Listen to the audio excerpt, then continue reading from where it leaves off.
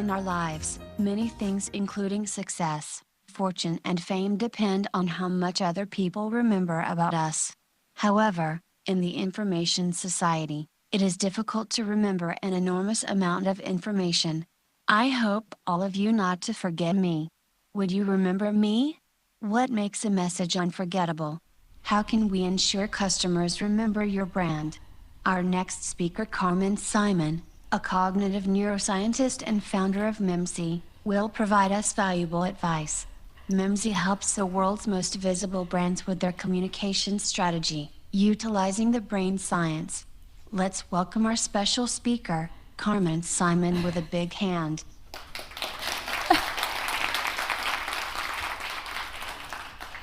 Definitely one of the most memorable introductions that I've had. Welcome, everyone. A few years back, the company Colgate, everybody knows the company Colgate, had to advertise one of their new lines of dental floss. And imagine, this is not the most exciting product on the planet. Somebody had to do it, and they hired a firm in Brazil to do their marketing campaign for this new line of dental floss. I'm going to show you 3 ads from that campaign, and I'm going to ask you what you're noticing in the ads. Are you ready? Here is ad number 1. Here is ad number 2. And here is ad number 3. What did you notice? There's something in their teeth. What else? Anyone else noticed anything else in those ads?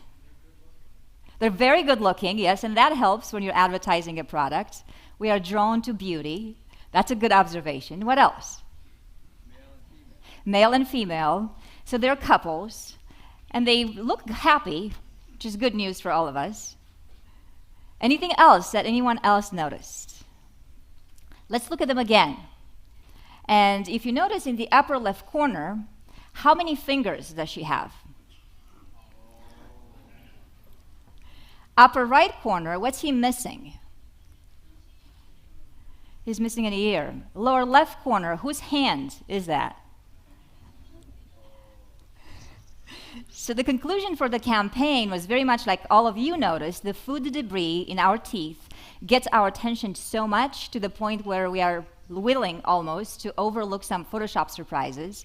From my angle as a cognitive neuroscientist, I got attached to this campaign because they managed to do something that all of you here in this room are aspiring to, which is attract attention from your audiences and stay on their minds long enough in order to influence decisions. And did it work for them? If we were to look at how they flared up and they paired up against their competition, which in this case is Crest, right after that campaign, notice that they came up ahead.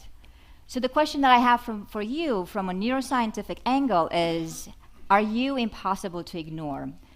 Do you and your companies, your organizations, or perhaps your brand, do you come top of mind when it comes to the brain making choices?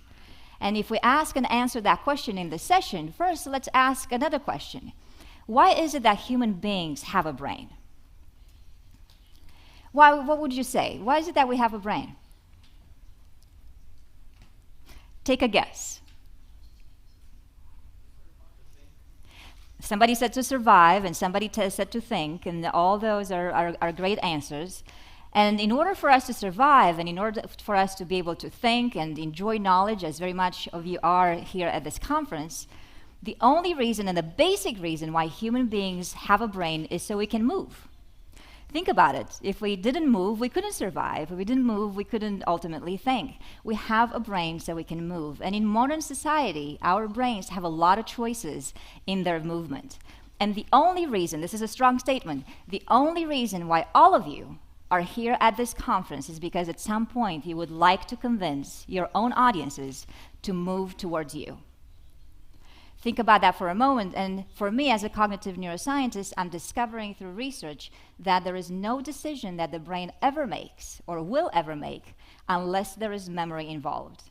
Your audiences will decide to make decisions in your favor to move towards you based on what they remember, not on what they forget. So this is why for all of you modern communicators, if you wanted to influence where the brain moves next, you have to control what it remembers. And I placed a statistic there, which is very humbling, because whenever you're interacting with an audience, it doesn't matter who that audience is or how large it is. Perhaps you're talking on the phone with one person. Perhaps you're speaking in public very much like this to 10 or a few hundred people. Perhaps you want to convince somebody to hire you or promote you or marry you. They will forget about 90% of what you share with them after about 48 hours. That is very humbling, because we believe that if we have the most mesmerizing and brilliant messages, surely those will reside on people's memory. It is not so. And as society becomes more complex, it will be harder and harder to gain a spot on somebody's mind. And keep this in mind, the brain does not move towards you unless it remembers. So this is why I'm advocating that for all of you here in this room, if you want to stay top of mind and you want to convince where people should move next, and hopefully it's towards you, you have to master principles from attention, memory, and decision-making. This is why two fields these days are very, very popular. One such field is neuroscience. That's the field that has to do with studying the structure and function of the brain. These days, we don't have to wait for people to die or have accidents in order for us to realize what does what in the brain. We have made such great advancements. We used to know only 30 regions in the brain. Now we know more than 200. Do we know everything? Definitely not, but we have learned so much more. So that's one field, neuroscience. The other field that's very popular, and I'm hoping to convince many of you to merge these two fields together, is cognitive psychology. That is a field that has to do with mental functions such as attention, memory, decision-making, creativity, problem-solving. When you merge these two fields together, neuroscience and cognitive psychology, you have an emerging field, which is cognitive neuroscience. So now we know a lot more how attention takes place in the brain, how memories are formed, most often not, how decisions are made, and most often not. In those choices that the brain has, it has a lot of choices in where it can move, so will that be you? And if we're thinking that memory is at the root level of all decision-making, let's look at what are some ways in which the brain decides where to go next. We know from science that there are 3 ways in which the brain decides. One such way is reflexive. If you ever put your hand on a stove and it's too hot, you know exactly where to move next, which is hopefully away from it. And this is because thousands of years of evolution have taught us that good skin is conducive to our survival, very much like you're saying. And the memory for these reflexes is given. They're pre-wired. We already know what to do without having to expand any cognitive energy. Another way in which the brain decides what to do next, or where to move next, is habitual. I'm sure that many of you have a lot of habits. Sometimes you're not even aware that you're indulging them. For example, if you're taking the same route to work every day, after a while, you go on autopilot. You go there automatically. And habits feel very good to the brain simply because they're conscious at first, but then you don't have to think about performing those actions anymore. And what is a habit but a memorized algorithm? There's a third way in which the brain decides where to move next or what to do next, and that is a goal-oriented way. That means if there's ever construction on that habitual way to work, now you will change your mind in light of new information, but unlike reflexes and habits, goals, the memory for those, takes a lot of cognitive energy to bring it forward, to bring it to your conscious mind. So the distinction between these 3 is that while habits and reflexes are very economic for your cognitive energy, goals are not so. And the mistake that a lot of communicators make these days is we try to tax our audience's brains so much by appealing to their goals at the detriment of reflexes and habits. But now that we know these 3 things, we know that the brain decides in these 3 ways, it goes without saying that anything that you do should then be linked to 1, 2, or all 3 of these. There is no right or wrong answer, but I'm here to persuade you that the more that you're linking your content, anything that you have for your audience, 1 person or 100 or 1,000,000, it doesn't matter, the more you link them to reflexes and habits, the easier it will be for you to be on people's minds, simply because given the choice to the brain to think or not to think, which one do you think would rather choose? And I know that you kind of already know that answer. Given the choice to think or not to think, of course we would rather conserve energy, because in that movement that the brain enables us to do, we consume a lot of energy. The brain itself consumes a lot of our whole body energy, about 20%, sometimes even more. So given the choice to conserve energy or expand it, we would rather conserve it. This is why people fall asleep in presentations. If given the choice to conserve energy or not, we would rather conserve it. So that's why we have to look a little bit more closely at these three elements, the goals, the habits, and the reflexes, and see how we can link our communication to those. Let's look a little bit more closely at reflexes. We know for sure that the brain reacts reflexively to sweet taste, to bitter taste, to temperature, to odors, to snakes, to crying infants, to obviously sex, to beauty, to youth, to controlling our environments, to altruism. Anytime you link anything that you have to say to any of these reflexive behaviors, you will have an easier time to convince people to move towards you. And I know that some of them will apply to business contexts a lot more than others, and I'll give you some examples. For instance, and these, by the way, are called primary reinforcers, simply because you are already born with those. You don't have to learn them. The memory for those is already a given. Contrast these with secondary reinforcers, such as money or promotions. Those we have to learn in order for us to decide what to do or where to move next. And let's see how they're evidenced in some business examples. I'm sure that many of you are familiar with this company. Do you know this company, 3M? Notice that when they promise their audiences that if you use their product, you and your brain will be in charge of your environment, you have a reflexive entry point towards persuasion. That is, and so as you're reflecting on your own content, promise your own audiences that as they use you, your products, your services, your ideas, they too will be able to control their environment, and you have an easy entry point towards somebody's memory, therefore towards somebody's decision. It's the same with aesthetics. Do not underestimate aesthetics when it comes to staying on people's minds, simply because we react to that which is beautiful immediately, reflexively. These are some screenshots from presentations or messages that we have done for other companies. Our company uses brain science communication in order to recreate someone's messages, either through design or through brain science workshops.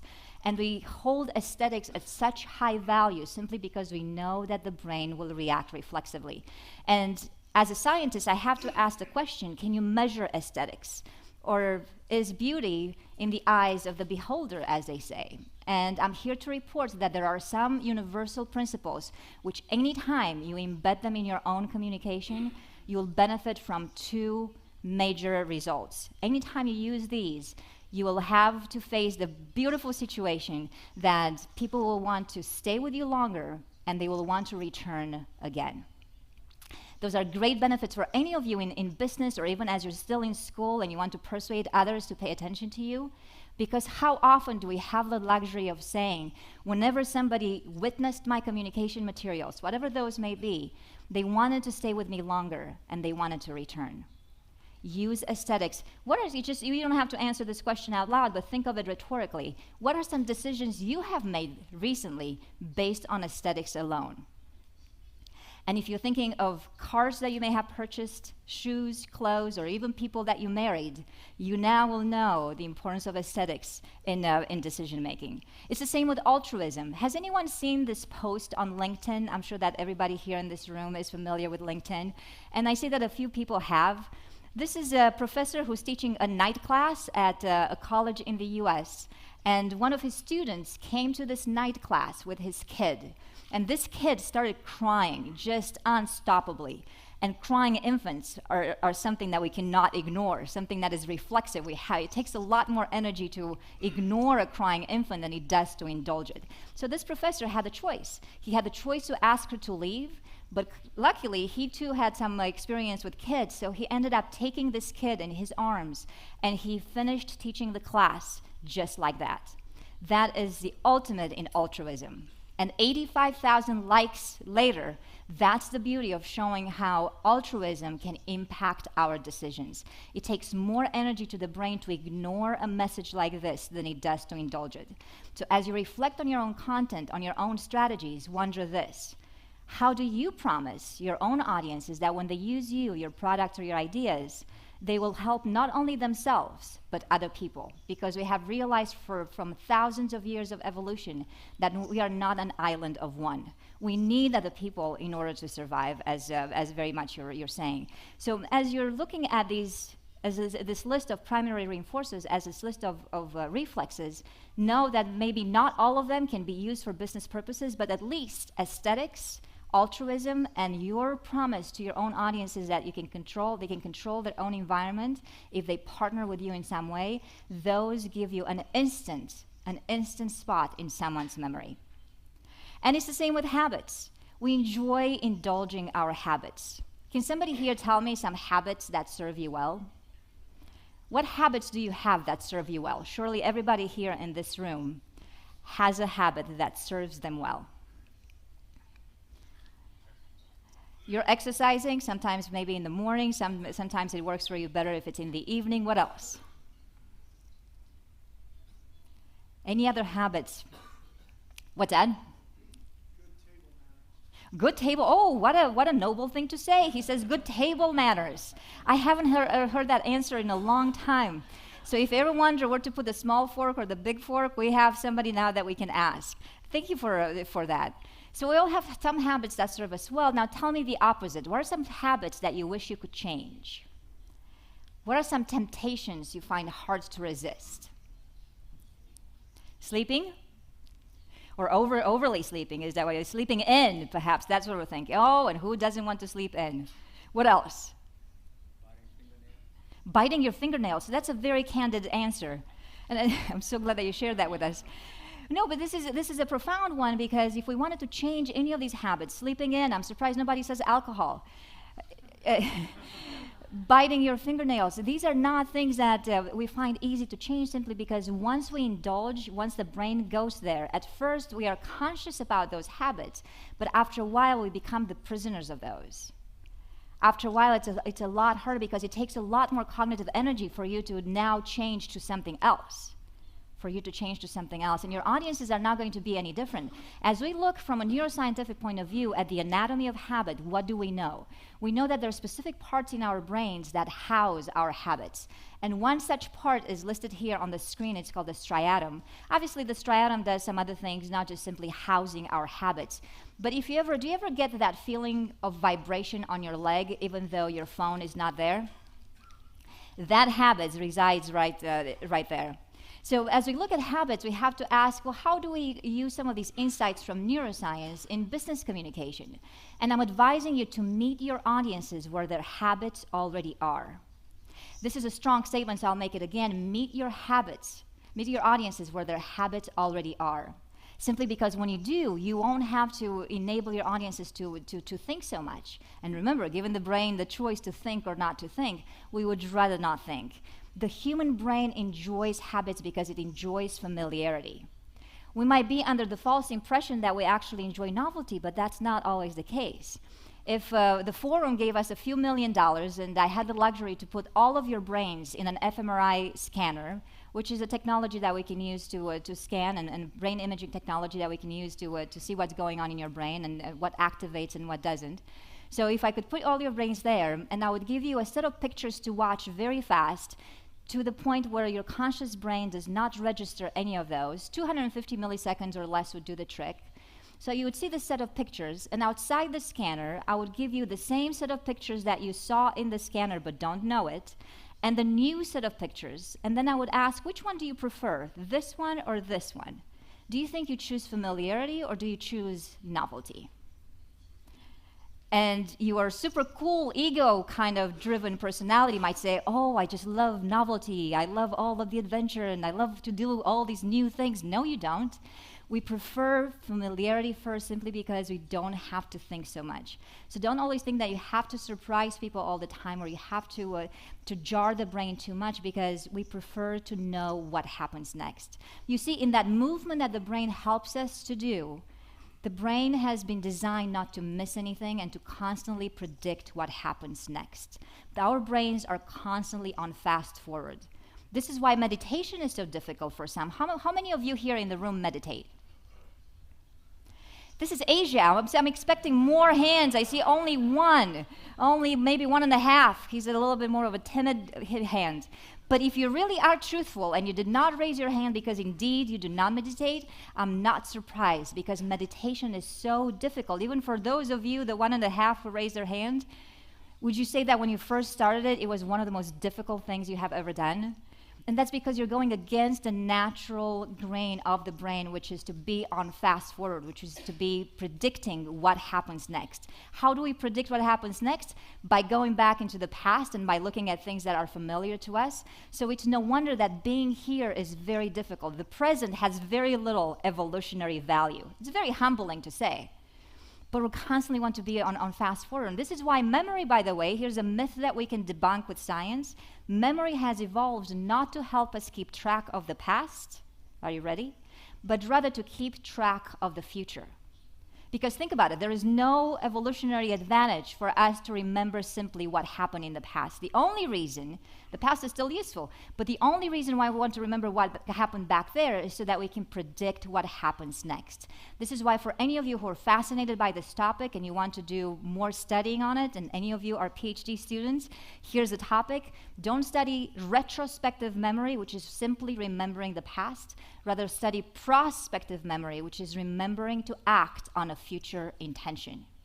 I guarantee if you analyze your own memory patterns, most of the memory problems that you had last week, for example, about 60 to 80% of those, they weren't problems of forgetting the past. They were problems of you forgetting to do something in the future, such as you may have said, when I leave the office, I'm going to send that file to somebody, and you totally forgot.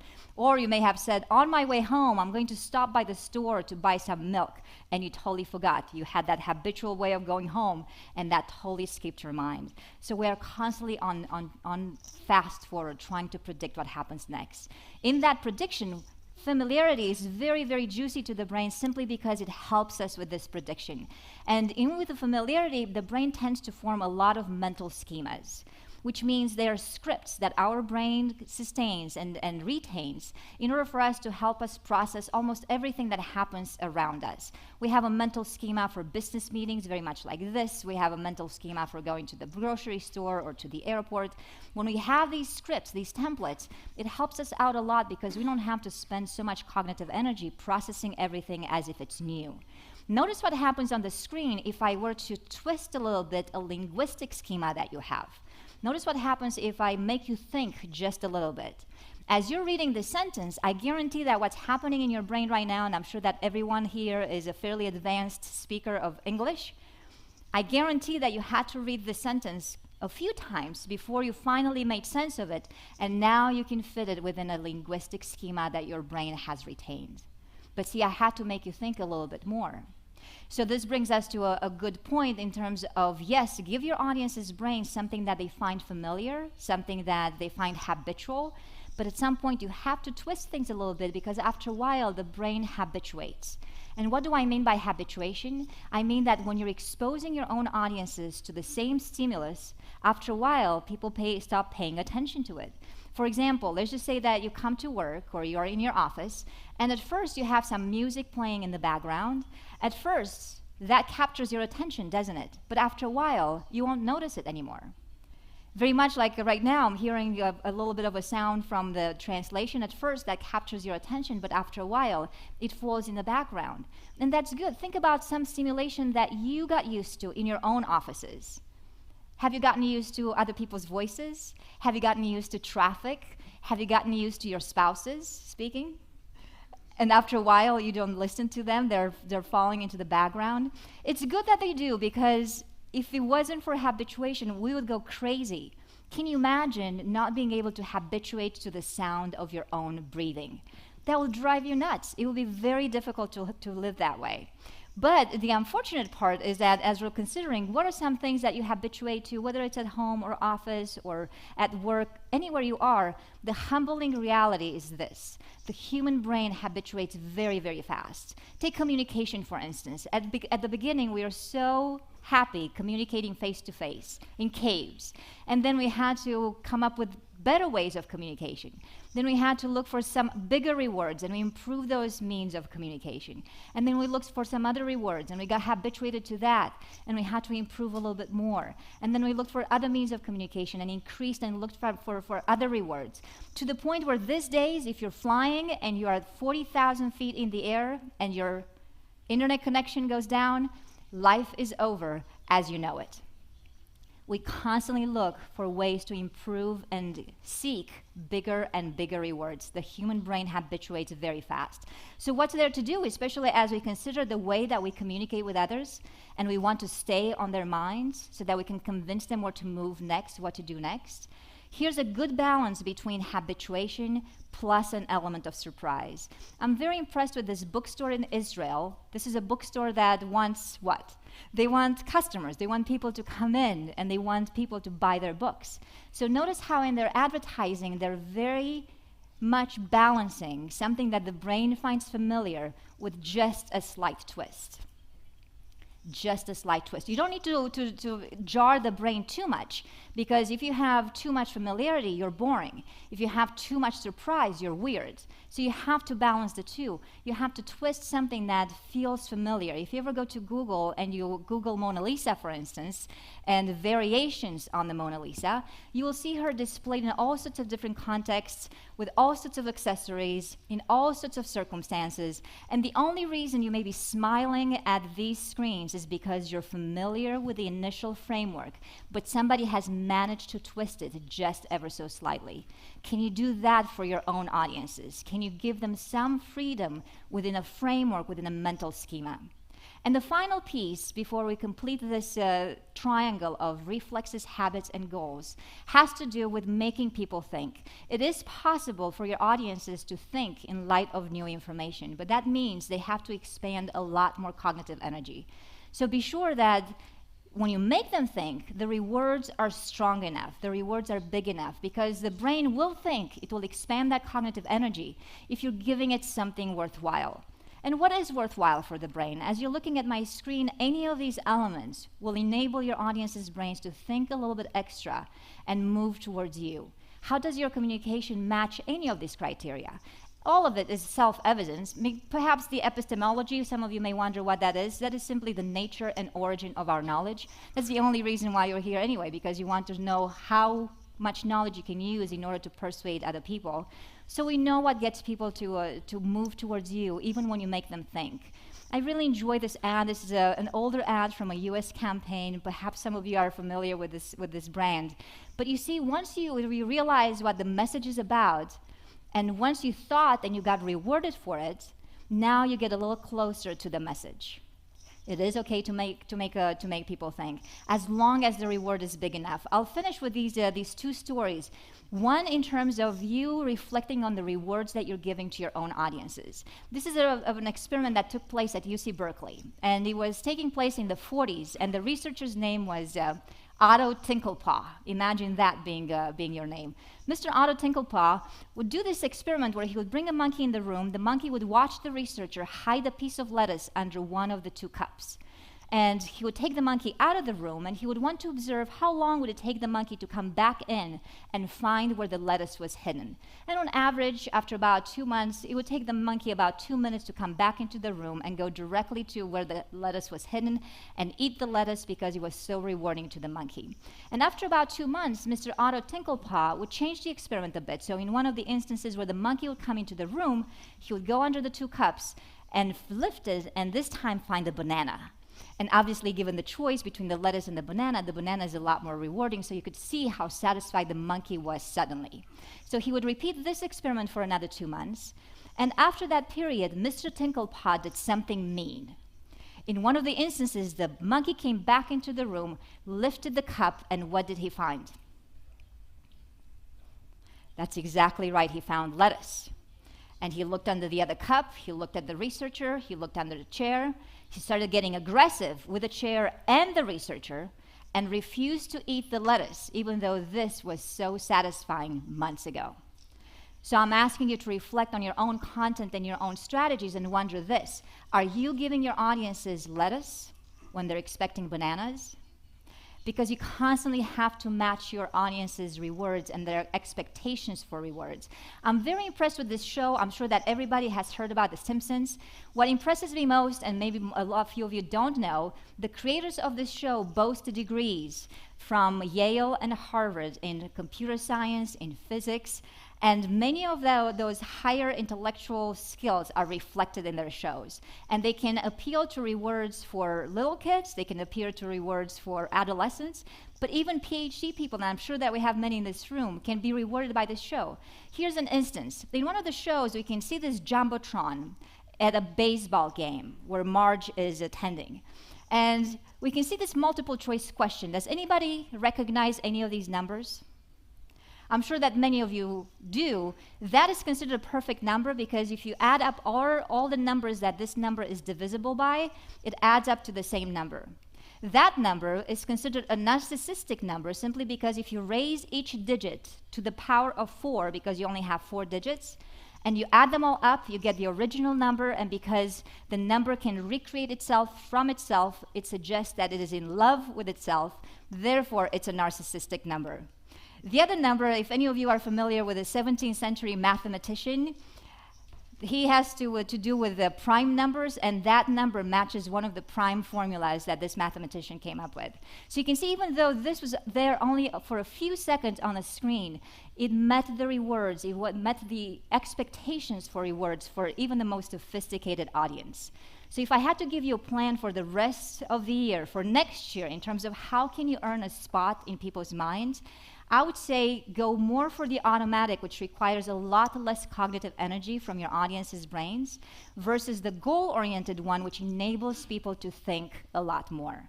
Because given the choice to think or not to think, we would rather go for that which doesn't tax us as much. So you have a list of guidelines, and I'm listing here my email number, my email address on the screen. You can email me and I'll send you a visual handout. But overall, I want to convince you of this. Your audiences are going to forget almost everything that you share after 48 hours. If you want to influence where their brains is going to move next, appeal to reflexes, habits, and goals, and you'll have an easier chance for people to move towards you. Thank you so much, everyone. Thank you.